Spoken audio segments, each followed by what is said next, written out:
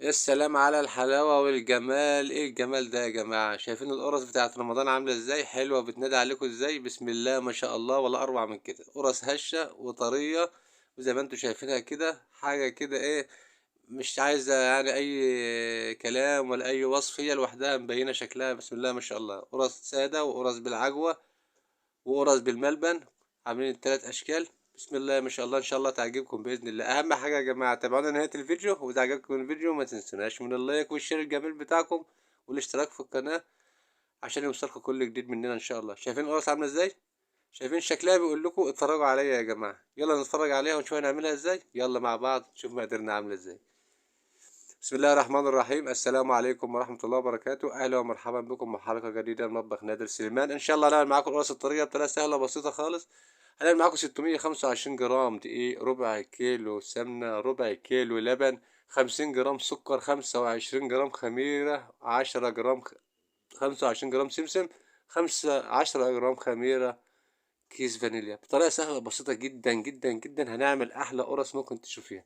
حاجة كده جميلة وطرية وهشة وروعة كده تشوفوها. يلا نبدأ مع بعض. شوف هنعملها ازاي. المقادير مع بعض. هنجيب البولة بتاعتنا كده بسرعة يا جماعة، وهننزل بالخمسين جرام سكر وعليهم الخمسة وعشرين جرام سمسم. بكل بساطة خالص، الموضوع سهل وبسيط. هننزل عليهم بكوباية اللبن اللي هي ربع كيلو. طبعا تبقى دافية يا جماعة، ما تبقاش يعني باردة، تبقى دافية. والسمنة دافية برضه، مش سخنة مقدوحة، لا يعني تبقى دافية كده حلوة. هننزل عليها باللبن وهنبدأ نقلبه ونضربه بالسكر فيهم. طبعا الموضوع سهل وبسيط خالص ازاي، مفيش فيه أي مشاكل. هننزل عليهم بالسمنة وهنقلبها كويس جدا لما السمنة تختلط باللبن، كل الخليط يختلط ببعض زي كده. هنبدأ بعد كده ننزل بكيس الفانيليا بتاعنا برضه، ده هيعطي كده حاجة نكهة حلوة كده وريحة حلوة في القرص، هيبقى جميل قوي ان شاء الله. وبعد كده ما قلبناهم كويس جدا، هننزل عليهم بالدقيق والخميرة بتاعتنا، العشرة جرام خميرة مع 625 جرام دقيق. وهنبدأ نقلب كده بالاسباتولا الجميلة اللي انتوا شايفينها دي. هنبدأ نقلب لحد ما اللبن الدقيق يختفي. الدقيق اول ما الدقيق يختفي هنبدأ بعد كده نمسك بايدينا كده عشان نعجنها كويس ونخليها ناعمة خالص زي ما انتوا شايفينها كده. بسم الله ما شاء الله، هتبدأ تنعم في ايدينا. هندعكها كويس جدا. شايفين العجينة عاملة ازاي؟ بقت ناعمة خالص. وشكلها عامل ازاي؟ شايفين الملمس بتاعها؟ هو ده الملمس الطبيعي للقرص بتاعتنا اللي هتشوفوها النهاردة. القرص الجميلة ديت هنبدأ ان احنا نسيبها شوية، حوالي من 10 دقايق ربع ساعة في البولة بتاعتنا لحد ما تخمر، او يعني الخميرة تمشي فيها، مش تخمر خالص كده هنقعد جنبها ساعة على كده، لا. هنبدأ بس ان احنا ان شاء الله بإذن الله نسيبها 10 دقايق الخميرة تمشي فيها. جينا بعد ربع ساعة يا جماعة الخميرة بدأت تتحرك فيها. هنبدأ نقطعها بقى كده ونشوف هنعمل بقى الأشكال بتاعتنا الجميلة دي ازاي. أهم حاجة تابعونا لنهاية الفيديو، واللي ما اشتركش يشترك عشان اللايك الجميل بتاعكم والاشتراك الجميل بتاعكم، عشان يوصلكم كل جديد إن شاء الله بإذن الله. هنبدأ نقسمها 3 أجزاء. الجزء الأولاني هيبقى الأكبر، هيبقى سادة، وهنعمل جزء بالعجوة وجزء بالملبن إن شاء الله. ده الجزء الكبير ده هنسيبه على جنب كده نعمله سادة، والجزء التاني ده هنقطعه على اتنين، هيبقى عجوة وهيبقى ملبن ان شاء الله. هنبدأ ان شاء الله نقطع معاكم السادة الاول. الموضوع سهل خالص، شوفوا بكل سلاسة وبكل بساطة. يعني الموضوع بسيط جدا ان شاء الله، بنفس الخطوات. تابعونا للنهاية وان شاء الله تطلع معاكم احلى قرص ممكن تشوفيها باذن الله. هنبدأ بعد كده نقطعها. طبعا القطعة زي ما انت عايز، عايزاها كبيرة عايزاها صغيرة، زي ما حضرتك عايزة. ممكن اي حجم انت عايزاه، مش مشترطة ان انت بحجم معين، زي ما انت عايز. هنبدأ نقطعها زي ما انتم شايفين كده. طبعا احنا بدأنا نسرع الصورة شوية عشان الوقت الفيديو ما يطولش على حضراتكم. هنبدأ طبعا نكورها زي كده. طبعا انتوا عارفين ازاي بتكوروها، مش محتاجة كلام خالص. هنبدأ نقطعها قطع ونكورها زي كده.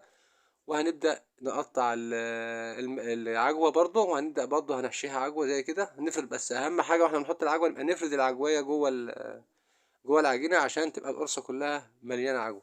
زي ما انتوا شفتوا كده، اللي على الداير ده السادة، واللي جواه ده العجوة. هنبدأ بعد كده زي ما انتوا شايفينها كده. طبعا أهم حاجة تبقى التدويرة برضه متبقاش مقطعة يا جماعة زي كده، تبقى الفتحة كلها من تحت. هنبدأ نجيب الملبن، القطعة بتاعت الملبن هنبدأ برضه نقطعها كده. معانا حته ملبن صغيره كده عشان برضو يا دوب هي بس كده من وراها لحضراتكم بتعمل ازاي، زي العجوه بالظبط. هنبدا نقطعها قطع زي ما انت عايزه.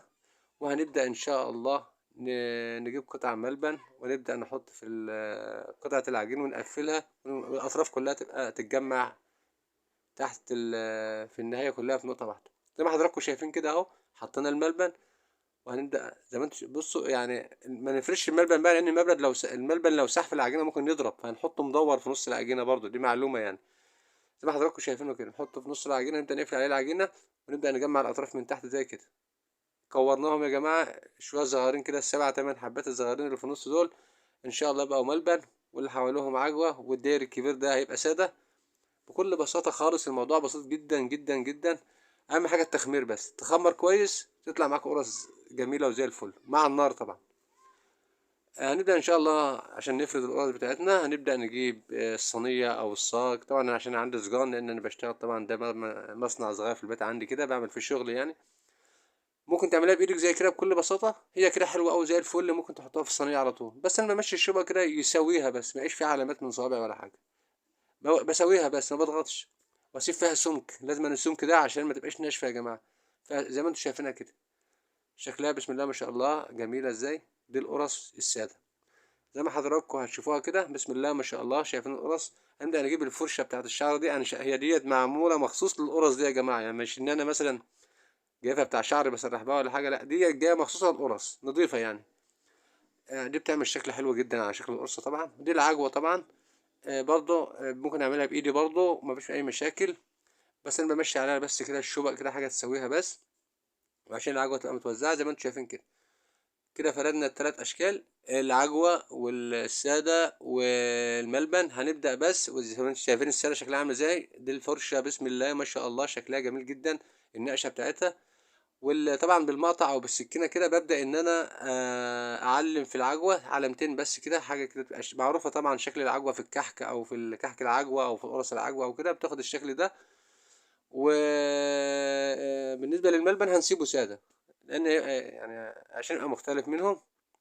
وعشان الملبن ما ينفعش نخبط فيه، لأن ممكن الملبن لما بيسيح لو قطعنا فيه ولا حاجة تبقى القطعة ضعيفة، يطلع منها ملبن بره القطعة وكده، لا فأنا مش عايز كده. زي ما حضراتكم شفتوا كده، أهم حاجة بعد المرحلة دي يا جماعة التخمير كويس جدا جدا جدا، اتخمرت كويس جدا. أنا ديت عملتها قبل الفطار، وسبتها لما لغاية بعد ما صلاة التراويح. شوفوا قد إيه، قعدت أكتر من ساعتين ونص لغاية ما خمرت، وسبتها براحتها خالص. ان 10 جرام خميره يعني مش كتير، والجو برضو كان بارد شويه اليومين دول، برضو لسه ما دخلناش في الحر يعني. سيبها براحتها خالص لما تخمر، مفيش اي مشاكل. زي ما حضراتكم شفتوا بسم الله ما شاء الله بعد التخمير عامل ازاي، بسم الله ما شاء الله اتخمرت كويس، ان شاء الله هتطلع قرص زي الفل، هتعجبكم باذن الله.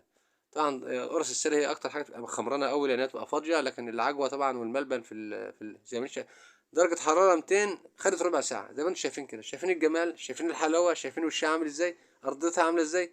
شايفين القرص يا جماعه، شايفين الهشاشه بتاعتها، شايفين الطراوه بتاعتها، شايف هنفتح من الوقت ونشوف، شايفين الارضيه. قرص بسم الله ما شاء الله، وشها زي قفاها بسم الله ما شاء الله، حاجه جميله خالص.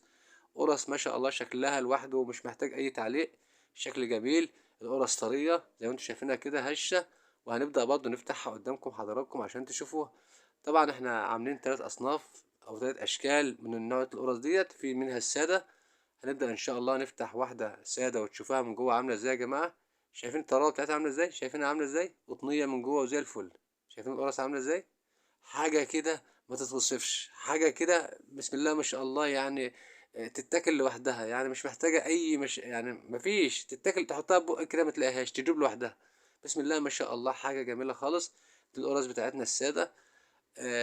ده طبعا دي عشان سحور رمضان وعشان عيد الفطر إن شاء الله بإذن الله. الناس بتحب الحاجات دي مع الشاي واللبن الصبح. طبعا شايفين بالعجوة عاملة ازاي يا جماعة، شوف شكلها عامل ازاي، والله بسم الله ما شاء الله شكلها لوحده كده يتاكل أكل. حاجة كده ما تتوصفش، حاجة جميلة خالص. بسم الله ما شاء الله، إن شاء الله تعجبكم بإذن الله. طبعا هوريكم برضو الشكل التالت اللي هو بتاع الملبن.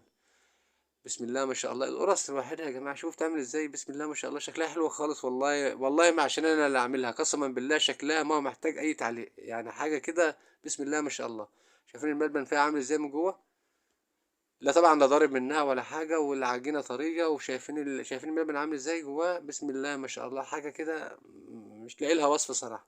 ان شاء الله يا جماعة اللي ما اشتركش في القناة يشترك، واللايك والشير الجميل بتاع حضراتكم كده عشان يوصلكوا كل جديد بإذن الله. شكرا لكم، والسلام عليكم ورحمة الله وبركاته.